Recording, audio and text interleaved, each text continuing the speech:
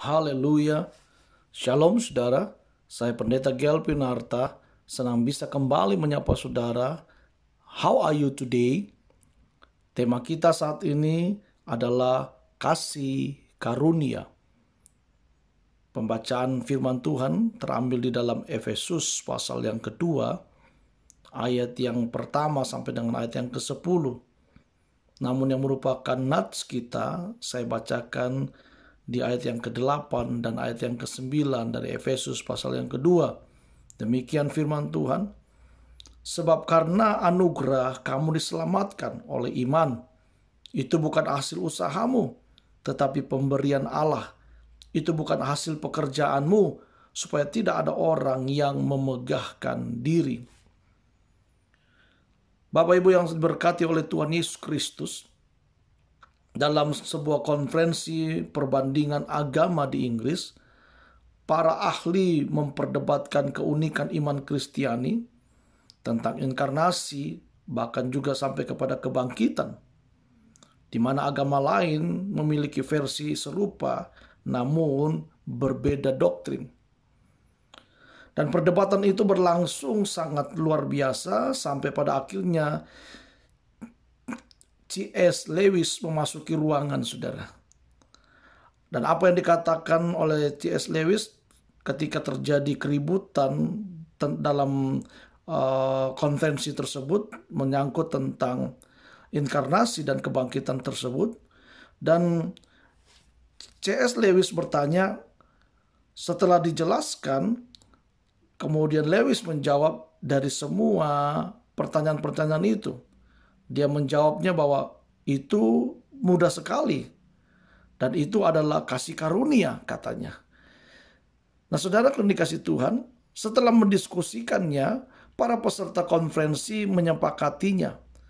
Gagasan tentang kasih Allah yang tercurah bagi kita secara cuma-cuma dan tanpa pamrih tampaknya bertentangan dengan pemikiran manusia. Ajaran agama pada umumnya menekankan bahwa kita harus berbuat baik agar diperkenankan oleh Allah. Sebaliknya, hanya kekristenan yang berani menyatakan bahwa Allah mengasihi kita tanpa syarat.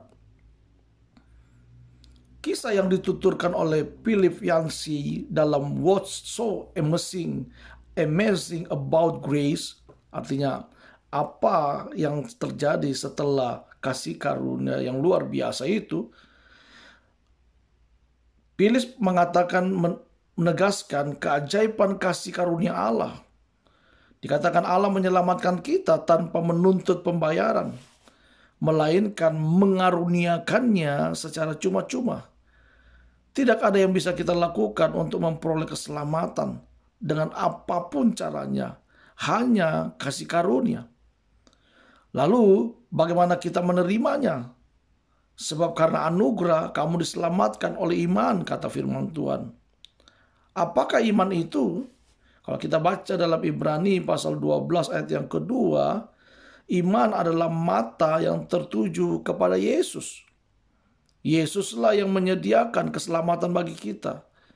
Dia menjadi juru selamat, pemberi hidup yang kekal, pengganti kematian kita, pengantara dan raja yang kekal. Saat kita menerima kasih karunia-Nya, Dia menjadi keselamatan kita yang membangkitkan iman kita dan memeliharanya sampai akhir. Karena itu saudara, hargai kasih karunia Allah yang diberikan dalam hidup kita. Hiduplah dalam kasih karunia demi kasih karunia. Dan jangan pernah keluar dari kasih karunia Allah. Sebab di luar Yesus kita tidak dapat berbuat apa-apa. Yang perlu kita renungkan hari ini melalui How Are You Today adalah, hendaklah pandangan kita tertuju kepada Yesus. Dialah yang membangkitkan dan memelihara iman kita. Jika Bapak Ibu Saudara diberkati dengan renungan How Are You Today hari ini, jangan lupa subscribe, like, dan sharekan kepada sahabat keluarga kita, supaya mereka juga diberkati dengan berkat yang sama. Saya Pendeta Gelvin Arta, Tuhan Yesus memberkati kita. Amin.